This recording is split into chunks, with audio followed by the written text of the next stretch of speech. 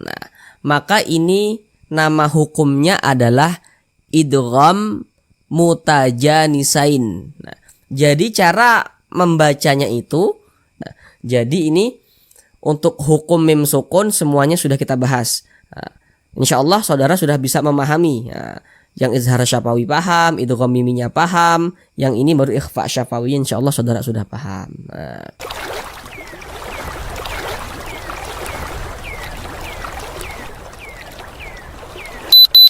Assalamualaikum warahmatullahi wabarakatuh.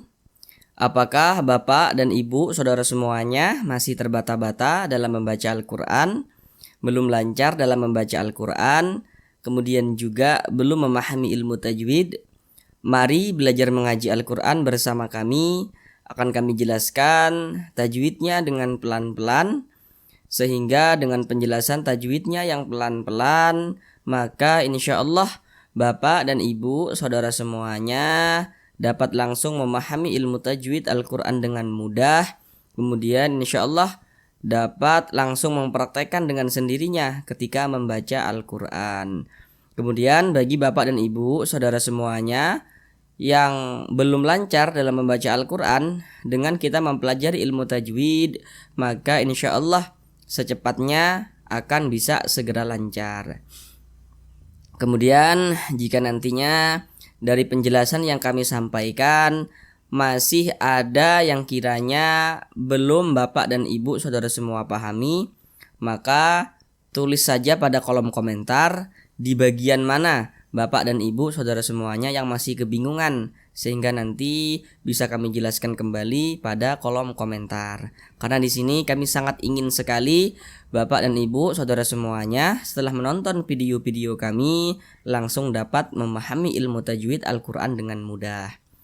Namun sebelum itu kami doakan terlebih dahulu, semoga Bapak dan Ibu saudara semuanya senantiasa dalam keadaan sehat, dipermudah segala urusannya, dikabulkan segala hajat-hajatnya, dan senantiasa dilancarkan rezekinya oleh Allah Subhanahu wa ta'ala. Amin amin ya rabbal alamin. Baiklah, langsung kita mulai belajar mengaji Al-Qur'annya.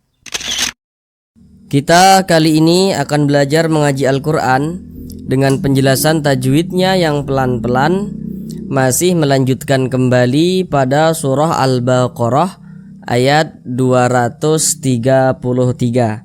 Karena pada surah Al-Baqarah ayat 233 ini kita bagi menjadi beberapa bagian supaya durasi videonya tidak terlalu lama.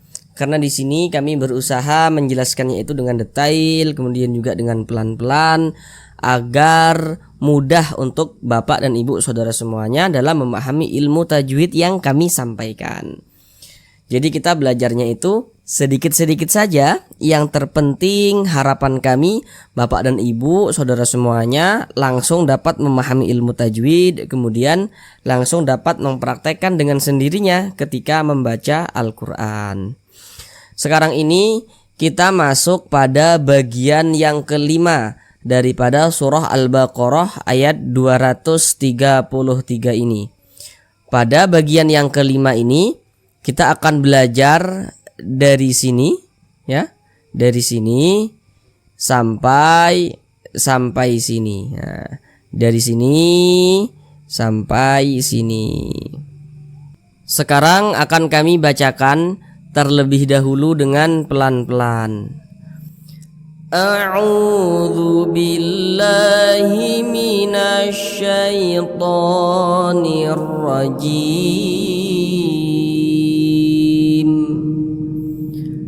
Bismillahirrahmanirrahim. Wa in aradtum an tastardi'u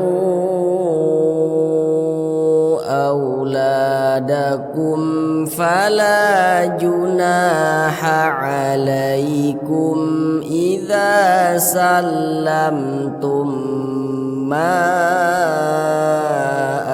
ataitum bil ma'ruf. Sekarang kita bahas tajwidnya dengan pelan-pelan.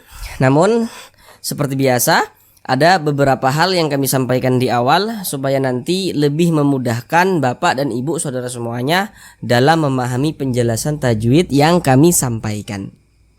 Yang pertama, kalau nanti kami katakan huruf sebelumnya, maka yang kami maksud itu adalah huruf yang berposisi sebelah kanan daripada suatu huruf.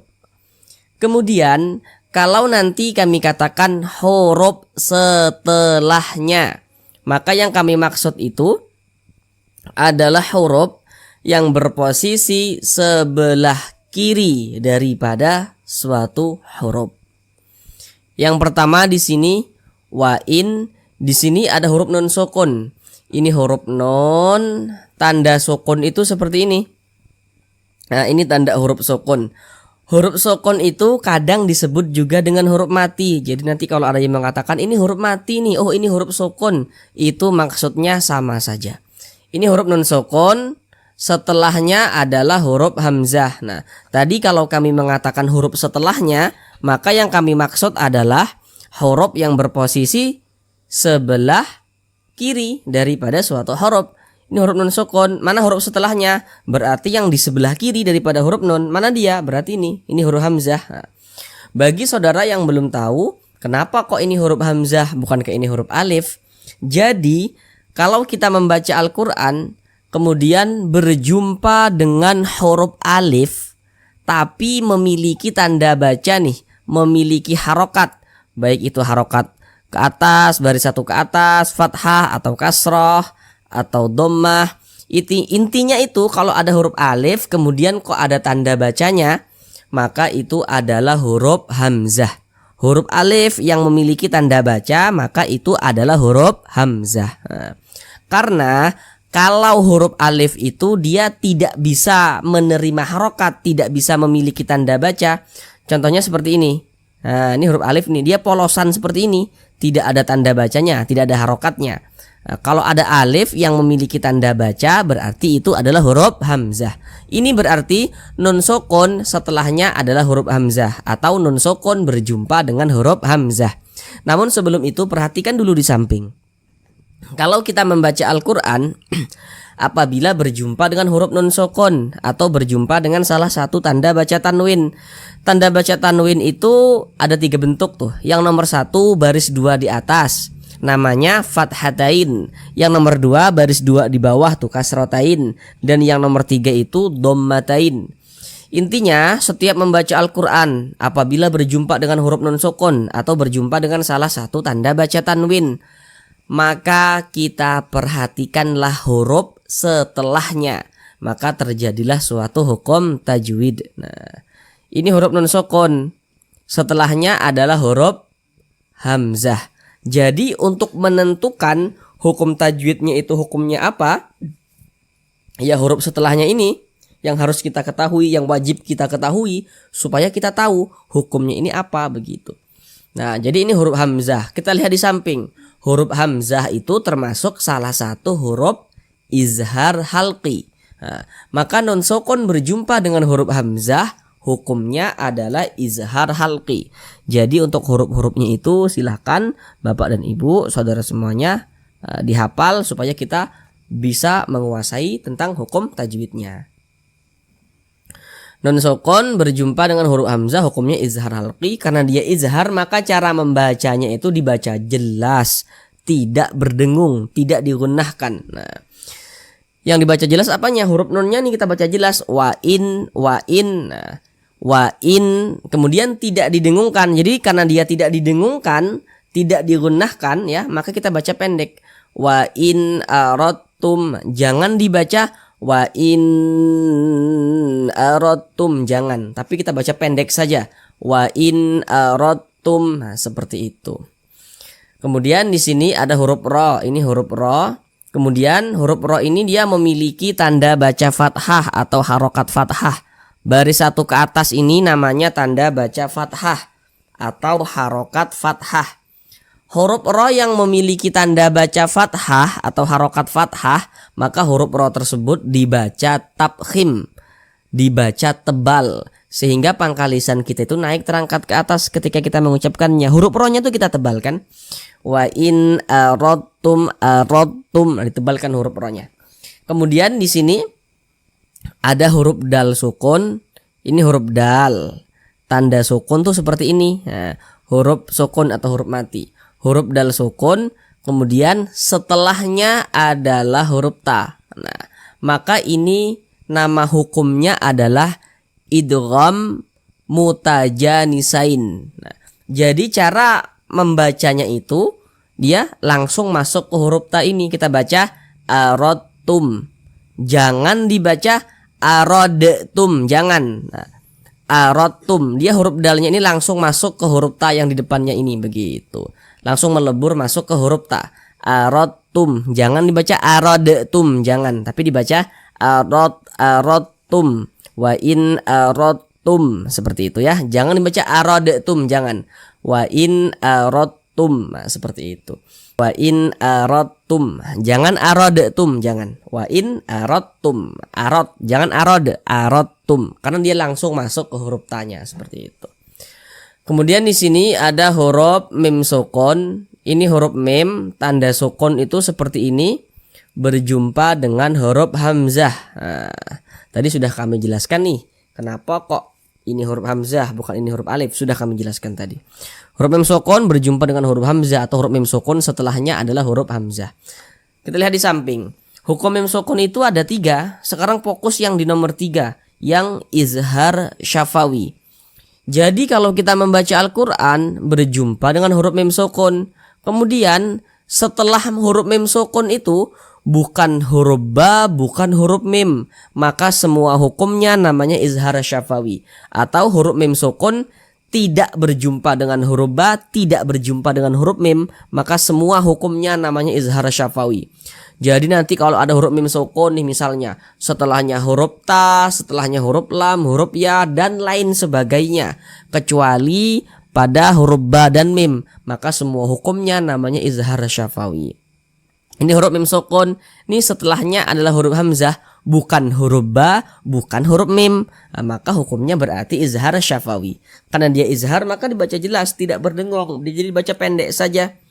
Wa in aradtum an, jangan dibaca aradtum an, jangan dipanjangkan seperti itu, dia dibaca pendek. Wa in aradtum an, nah, di sini ada huruf nun sukun, ini huruf nun, tanda sukun tuh seperti ini. Setelahnya adalah huruf ta, atau huruf nun sukun berjumpa dengan huruf ta. Nah, tadi kan sudah kami katakan di awal tuh, setiap membaca Al-Quran berjumpa dengan huruf nun sukun, kita perhatikan setelahnya itu huruf apa. Huruf nun sukunnya ini berjumpa dengan huruf apa, terjadilah hukum tajwid. Nah, ini ada huruf nun sukun lagi, berarti kita perhatikan lagi setelahnya ini huruf apa. Di sini huruf ta. Nah, huruf ta ini yang harus kita ketahui, dia huruf apa begitu, supaya kita bisa mengetahui hukum tajwidnya. Nah, kita lihat di samping, huruf ta ini termasuk salah satu huruf ikhfa hakiki, dan dia termasuk kepada ikhfa hakiki akrob. Kenapa kok dikatakan akrob? Karena makharijul huruf nun dengan huruf ta ini dia akrob, dekat. Nah, sehingganya dikatakan ikhfa hakiki akrob. Nah, jadi cara membacanya itu disamarkan, kemudian juga didengungkan. Akan tetapi karena dia akrob, maka kadar samarnya atau kadar ikhfanya itu dia tinggi. Nah, jadi dia lebih condong berbunyi n, tapi dia disamarkan. Kita baca jangan dibaca ang, jangan. Tapi dia lebih condong berbunyi n. Tastardi'u, seperti itu. Kemudian di sini ada huruf ra sukun, ini huruf ra, tanda sukun tuh seperti ini. Nah, huruf ra sukun yang sebelumnya memiliki tanda baca fathah, huruf ra sukun sebelumnya ada huruf yang memiliki tanda baca fathah. Ini huruf ra sukun. Nah, tadi kami di awal sudah mengatakan, kalau kami katakan huruf sebelumnya, maka berarti huruf yang berposisi sebelah kanan daripada suatu huruf. Ini huruf ra sukun, ini huruf ra, tanda sukun tuh seperti ini. Huruf sebelumnya mana? Berarti yang di sebelah kanan huruf ra ini mana? Berarti yang di sebelah kanannya mana? Nih huruf ta. Nah, berarti ini huruf sebelumnya. Ada huruf ra sukun sebelumnya, kalau ada huruf yang memiliki tanda baca fathah, ini huruf ra, tanda sukun seperti ini. Sebelumnya nih ada huruf yang memiliki tanda baca fathah nih, baris satu ke atas, tanda baca fathah atau harokat fathah. Maka huruf ro-nya dibaca tebal juga. Huruf ro-nya dibaca tebal juga, dibaca tabkhim. Maka pangkal lisan kita naik terangkat ke atas, huruf ro-nya kita tebalkan. Antas tardi'u. Kemudian au dibaca panjang. Ini namanya adalah mad jaiz munfasil. Namun sebelum itu perhatikan terlebih dahulu rumus mad tabi'i yang di kotak nomor 2 yang di tengah itu. Kalau kita membaca Al-Quran apabila berjumpa dengan huruf waw sukun, ini huruf waw, tanda sukun tuh seperti ini. Kalau membaca Al-Quran apabila berjumpa dengan huruf waw sukun, maka kita perhatikan huruf sebelumnya. Ada huruf waw sukun, sebelumnya ada huruf yang memiliki tanda baca dhammah. Ini namanya tanda baca dhammah nih atau harokat dhammah. Ada huruf waw sukun, kemudian sebelumnya ada huruf yang memiliki tanda baca dhammah. Maka huruf yang memiliki tanda baca dhammah yang berposisi tepat sebelum huruf waw sukun, maka huruf tersebut dibaca panjang. Ini huruf waw tanda sukun tuh seperti ini. Ini sebelumnya ada huruf yang memiliki tanda baca dhammah. Di sini itu boleh huruf apa saja, boleh huruf apa saja asalkan dia memiliki tanda baca dhammah seperti itu. Maka huruf yang memiliki tanda baca dhammah yang berposisi tepat sebelum huruf waw sukun maka dia dibaca panjang. Jadi secara singkatnya rumus mad tabi'i yang di kotak nomor 2 yang di tengah itu, huruf waw sukun pasangannya adalah tanda baca dhammah sehingga huruf sebelumnya itu dibaca panjang seperti itu. Ini pada awalnya namanya mad tabi'i. Kemudian mad tabi'inya itu berjumpa nih. Nah nih, dengan huruf hamzah. Tapi di lain kalimat atau di lain kata. Maka dia namanya berubah menjadi mad jaiz munfasil. Panjangnya itu 4 hingga 5 harokat. Nah, 4 hingga 5 harokat. Nah, wa in aradtum an tastardi'u auladakum, seperti itu. Kemudian di sini ada huruf waw sukun, ini huruf waw tanda sukun tuh seperti ini. Nah, nih. Kalau membaca Al-Qur'an berjumpa dengan huruf waw sukun, tapi sebelum waw sukun itu hurufnya memiliki tanda baca fathah. Ini huruf waw tanda sukun tuh seperti ini. Sebelumnya nih hurufnya memiliki tanda baca fathah, maka berarti huruf waw sukun yang sebelumnya ada huruf yang memiliki tanda baca fathah, maka dia termasuk pada huruf lin. Nah, jadi ketika mengucapkannya itu dia mudah, tidak memberatkan lisan, dia dilunakkan saja.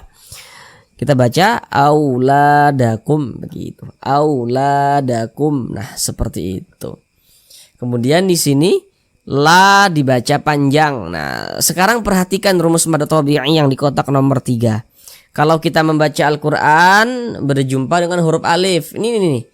Bendera ke sampingnya nih alif nih. Ini alif nih. Kalau membaca Al-Qur'an berjumpa dengan huruf alif, kita perhatikan huruf sebelumnya. Kalau ada huruf alif, sebelumnya ada huruf yang memiliki tanda baca fathah, maka huruf yang memiliki tanda baca fathah yang berposisi tepat sebelum huruf alif, maka huruf tersebut dibaca panjang. Ini huruf alif, sebelumnya nih ada huruf yang memiliki tanda baca fathah, maka huruf tersebut dibaca panjang. Sehingganya la dibaca panjang. Secara singkatnya, rumus mad tabi'i yang di kotak nomor 3 itu, kalau kita membaca Al-Qur'an apabila berjumpa dengan huruf alif, nah, huruf alif itu pasangannya adalah tanda baca fathah, sehingga huruf sebelumnya dibaca panjang. Nah, sehingganya la ini kita baca panjang. Auladakum. Mad tabi'i panjangnya 2 harokat. 2 harokat itu untuk lebih mempermudah kita dalam belajar, kira-kira 2 ketukan, 1, 2. Auladakum, seperti itu. Ketukan itu hanya sarana saja, yaitu untuk mempermudah kita dalam belajar. Dan ketukannya pun tergantung ritme atau tempo bacaan kita. Nah, jadi nanti jangan ditanya itu referensinya kitab mana. Itu hanya sarana saja begitu, yang biasa digunakan oleh sebagian guru ngaji. Nah, tapi yang paling bagus tentunya bertalaki, belajar langsung dengan seorang guru begitu. Auladakum. auladakum. Nah, kemudian di sini ada huruf mim sukun. Ini huruf mim tanda sukun tuh seperti ini, berjumpa dengan huruf fa. Huruf mim sukun setelahnya adalah huruf fa. Perhatikan lagi, hukum mim sukun ada 3. Fokus lagi di yang nomor 3. Nah, tadi di awal sudah kami jelaskan dengan detail nih. Nah, huruf mim sukun setelahnya adalah huruf fa. Nah, hukumnya izhar syafawi. Ada huruf mim sukun, jika setelahnya bukan huruf ba, bukan huruf mim, maka hukumnya izhar syafawi. Ini huruf mim sukun nih, setelahnya adalah huruf fa, atau mim sukun berjumpa dengan huruf fa, bukan huruf ba, bukan huruf mim, maka semua hukumnya namanya izhar syafawi. Baca jelas, tidak berdengung, baca pendek saja. Auladakum fala, begitu. Jangan dibaca auladakum fala, jangan. Baca pendek saja. Auladakum fala, begitu. Kemudian la dibaca panjang. Perhatikan lagi rumus mad tabi'i yang di kotak nomor 3. Kalau membaca Al-Qur'an berjumpa dengan huruf alif, ini huruf alif nih. Nah, bendera seperti bendera ke samping nih huruf alif. Ada huruf alif, sebelumnya nih ada huruf yang memiliki tanda baca fathah. Nah, sehingga huruf tersebut dibaca panjang. Sehingganya huruf la ini dibaca panjang karena dia memiliki tanda baca fathah nih dan berposisi tepat sebelum huruf alif. Ini huruf alif, sebelumnya ada huruf yang memiliki tanda baca fathah. Nah, sehingganya la dibaca panjang. Mad tabi'i panjangnya 2 harokat. Fala juna, na dibaca panjang. Perhatikan lagi rumus mad tabi'i yang di kotak nomor 3. Kalau kita membaca Al-Qur'an apabila berjumpa dengan huruf alif, nah ini huruf alif nih. Nah, sebelum huruf alif ada huruf yang memiliki tanda baca fathah, maka huruf tersebut dibaca panjang. Ada huruf alif, sebelumnya ada huruf yang memiliki tanda baca fathah, maka huruf tersebut dibaca panjang. Sehingganya na dibaca panjang. Mad tabi'i panjangnya 2 harokat. Junaha alaikum. Di sini ada huruf ya sukun. Ini huruf ya tanda sukun tuh seperti ini. Sebelumnya ada huruf yang memiliki tanda baca fathah. Huruf ya tanda sukun seperti ini, huruf ya sukun berarti. Huruf ya sukun yang sebelumnya memiliki tanda baca fathah, dia juga termasuk pada huruf lin. Tadi di atas sudah kami jelaskan kan. Huruf lin itu yang pertama tadi yang di atas itu huruf waw sukun sebelumnya memiliki tanda baca fathah. Yang kedua, huruf ya sukun sebelumnya memiliki tanda baca fathah. Maka itu termasuk pada huruf lin. Nah, maka cara membacanya itu dilunakkan, mudah, tidak memberatkan lisan. Kita baca alaikum begitu. Nah, jangan ditekan-tekan, jadi lunak saja. Alaikum. Nah, kemudian berhati-hati ya ketika mengucapkan huruf lin yang terjadi pada huruf ya sukun. Jangan sampai condong ke huruf e. Nah, jangan dibaca alaikum, jangan, karena kita sering juga tuh mendengar gitu kadang tuh huruf lin dibaca seperti huruf e. Nah, jangan, kita baca alaikum. Nah, seperti itu. Kemudian di sini ada huruf mim sukun lagi nih. Ini huruf mim tanda sukun tuh seperti ini, berjumpa lagi dengan huruf hamzah, berjumpa dengan huruf selain daripada huruf ba dan huruf mim. Nah, telah di samping. Nah, kembali lagi ke yang nomor 3. Apa itu hukumnya? Izhar syafawi lagi. Karena huruf mim sukun berjumpa tidak dengan huruf ba, tidak dengan huruf mim. Ini huruf mim sukun yang berjumpa dengan huruf hamzah, bukan huruf ba, bukan huruf mim. Maka hukumnya izhar syafawi. Nah, dibaca jelas, tidak berdengung, baca pendek saja. Alaikum idza, za dibaca panjang. Nah, perhatikan lagi rumus mad tabi'i yang di kotak nomor 3. Kalau membaca Al-Quran, apabila berjumpa dengan huruf alif, ini huruf alif. Sebelum huruf alif ada huruf yang memiliki tanda baca fathah. Maka huruf yang memiliki tanda baca fathah yang berposisi tepat sebelum huruf alif, maka huruf tersebut dibaca panjang. Ini huruf alif. Sebelumnya nih ada huruf yang memiliki tanda baca fathah nih, baris 1 ke atas, tanda baca fathah namanya atau harokat fathah. Berarti huruf tersebut dibaca panjang. Sehingganya dha dibaca panjang. Mad tabi'i panjangnya 2 harokat. Idza salamtum. Di sini ada huruf mim sukun. Ini huruf mim tanda sukun tuh seperti ini. Setelahnya adalah huruf ta atau huruf mim sukun berjumpa dengan huruf ta. Hayo, apa hukumnya? Huruf mim sukun yang setelahnya bukan huruf ba, bukan huruf mim, berarti hukumnya apa? Izhar syafawi lagi. Nah, seperti di kotak nomor 3 itu. Salamtum ma. Nah, di sini ada huruf mim sukun. Ini huruf mim. Tanda sukun tuh seperti ini. Setelahnya adalah huruf mim. Huruf mim sukun berjumpa dengan huruf mim. Berarti hukumnya bukan izhar syafawi, bukan. Karena dia huruf mim sukun berjumpa dengan huruf mim. Atau huruf mim sukun setelahnya huruf mim. Nah, kita lihat tuh di samping. Yang di kotak nomor 2 itu. Yang nomor 2. Berarti huruf mim sukun yang setelahnya adalah huruf mim, hukumnya idgham mimi. Berarti kita baca dengung. Idza salamtum ma. Jadi suaranya itu kita tahan, kita panjangkan sejenak karena dia didengungkan. Tumma. Nah, kita tahan, kita panjangkan. Tumnya itu kita tahan, kita panjangkan sejenak, kita dengungkan. Idza salamtum ma. Begitu. Kemudian ma dibaca panjang. Nah, ini namanya mad jaiz munfasil lagi. Namun sebelum itu perhatikan terlebih dahulu rumus mad tabi'i yang di kotak nomor 3. Kalau kita membaca Al-Qur'an apabila berjumpa dengan huruf alif. Nah, membaca Al-Qur'an berjumpa dengan huruf alif. Nah, di kotak rumus mad tabi'i yang di kotak nomor 3, ini huruf alif. Sebelum huruf alif ada huruf yang memiliki tanda baca fathah nih. Nah, berarti huruf tersebut dibaca panjang sehingganya ma dibaca panjang. Pada awalnya namanya mad tabi'i. Karena mad tabi'inya berjumpa dengan huruf hamzah tapi di lain kalimat atau di lain kata, maka namanya berubah menjadi mad jaiz munfasil. Panjangnya 4 hingga 5 harokat. Nah, idza salamtum ma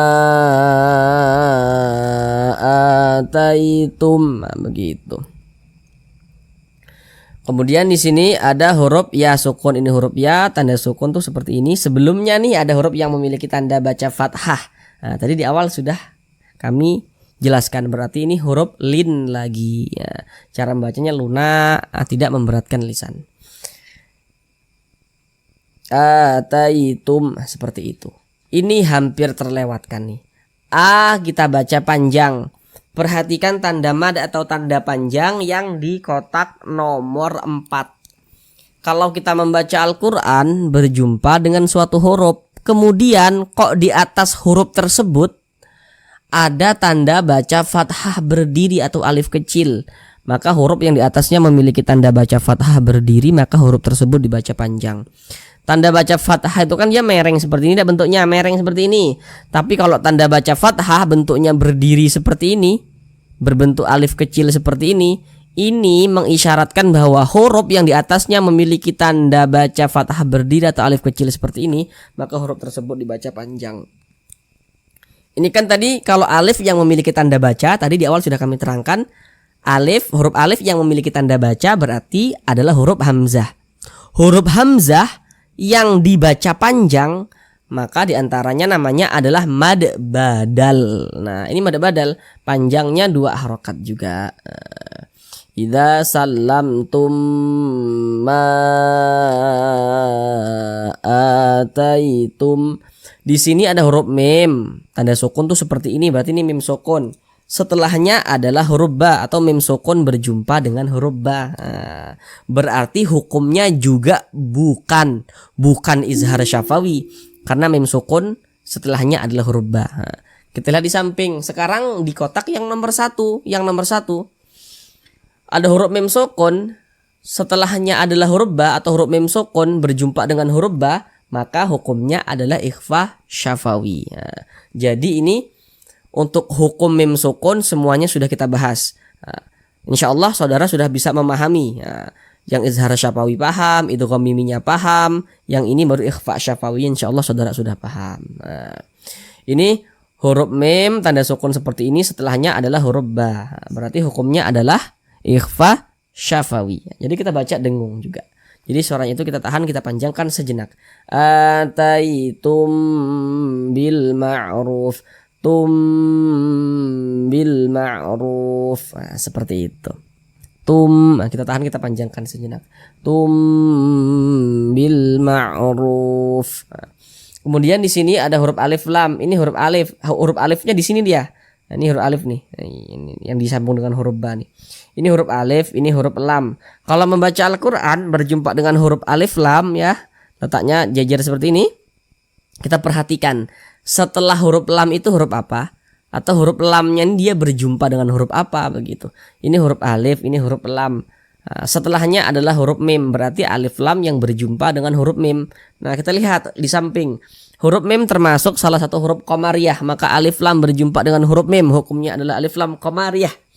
Maka cara membacanya itu dibaca izhar. Kenapa kok dibaca izhar? Gitu. Karena huruf lamnya ini kalau huruf lam qamariyah itu huruf lamnya dibaca dengan jelas, terbaca jelas dia. Bil ma'ruf, begitu. Makanya nanti kalau ada yang mengatakan, oh ini alif lam qamariyah, kata yang satunya, oh ini bukan nih, ini izhar qamariyah nih, gitu. Itu maksudnya sama saja. Nah, jadi kalau ada yang mengatakan ini alif lam qamariyah, ini izhar qamariyah, itu maksudnya sama saja. Bil ma'ruf. Kemudian di sini huruf ra yang memiliki tanda baca dhammah. Ini huruf ra nih di atasnya ada tanda baca dhammah, juga dibaca tebal, juga dibaca tafkhim, sehingga pangkal lisan kita tuh naik terangkat ke atas ketika kita mengucapkannya. Bil ma'ruf. Nah, kita tebalkan huruf ra-nya. Kemudian di sini ada ru, kita baca panjang. Ini namanya adalah mad arid li sukun. Namun sebelum itu perhatikan dulu rumus mad tabi'i yang di kotak nomor 2 yang di tengah. Kalau membaca Al-Quran berjumpa dengan huruf waw sukun, ini huruf waw, tanda sukun tuh seperti ini. Sebelumnya ada huruf yang memiliki tanda baca dhammah. Huruf waw sukun yang sebelumnya ada huruf yang memiliki tanda baca dhammah, maka huruf yang memiliki tanda baca dhammah yang berposisi tepat sebelum huruf waw sukun, maka dia dibaca panjang. Sehingganya ru dibaca panjang. Pada awalnya namanya mad tabi'i. Kemudian mad tabi'inya berjumpa dengan huruf yang kita sukunkan atau yang kita matikan, maka namanya berubah menjadi mad arid li sukun. Panjangnya boleh 2 harokat, boleh 4 harokat hingga 6 harokat. Yang terpenting konsisten dalam sekali bacaan. Maksudnya konsisten itu, kalau kita membuka Al-Quran, kita ngaji nih, baca Al-Quran nih. Kalau di atas kita berjumpa mad arid li sukun, kita baca 2 harokat, sampai ke bawah semuanya harus kita baca 2 harokat. Kalau di atas kita baca 4, di bawah juga semuanya harus kita baca 4. Jadi harus konsisten seperti itu. Bil ma'ruf. Mana huruf yang kita sukunkan? Huruf fa. Ini kalau kita berhenti atau berwaqaf tepat di huruf fa, kita baca bil ma'ruf. Jangan dibaca bil ma'rufi, jangan. Tapi dibaca bil ma'ruf. Seperti itu. Huruf fa-nya kita sukunkan atau kita matikan. Kenapa kok disukunkan? Kalau kita membaca Al-Quran kemudian kita berhenti atau berwaqaf tepat di huruf yang tidak dibaca panjang, maka huruf tersebut harus kita sukunkan, harus kita matikan. Ini kita baca Al-Quran nih, kemudian kita berhenti nih atau berwaqaf nih tepat di huruf fa. Sedangkan huruf fa ini dia tidak dibaca panjang, makanya kita sukunkan atau kita matikan sehingga kita baca bil ma'ruf, begitu. Kemudian huruf fa itu adalah salah satu huruf yang memiliki sifat hamas. Jadi kalau kita mengucapkan huruf fa itu ada nafas yang mengalir ketika kita mengucapkannya. Fa fi fu af. Jadi ini bil ma'ruf, bil ma'ruf, ada nafas yang mengalir karena dia memiliki sifat hamas. Kemudian di sini ada tanda waqaf, qaf dengan lam yang bermakna al waqfu aula. Jadi kalau menemukan tanda waqaf yang bentuknya seperti ini, berbentuk qaf dengan lam ini, maksudnya itu al waqfu aula, yakni berwaqaf atau berhenti itu lebih utama. Jadi kalau menemukan tanda waqaf semacam ini, maka kita berhentilah, berwaqaflah, itu lebih utama. Berhenti dulu, ambil napas, baru kita lanjutkan lagi bacanya. Seperti itu. Ya, bagi bapak dan ibu, saudara semuanya yang masih belum lancar, mungkin masih kebingungan ya dalam membaca huruf hijaiyah yang sukun, dalam membaca huruf hijaiyah yang bertasydid, silahkan kunjungi channel kami, lihat di bagian playlist. Di situ sudah kami buatkan cara mudah membaca huruf hijaiyah yang sukun, cara mudah membaca huruf hijaiyah yang bertasydid.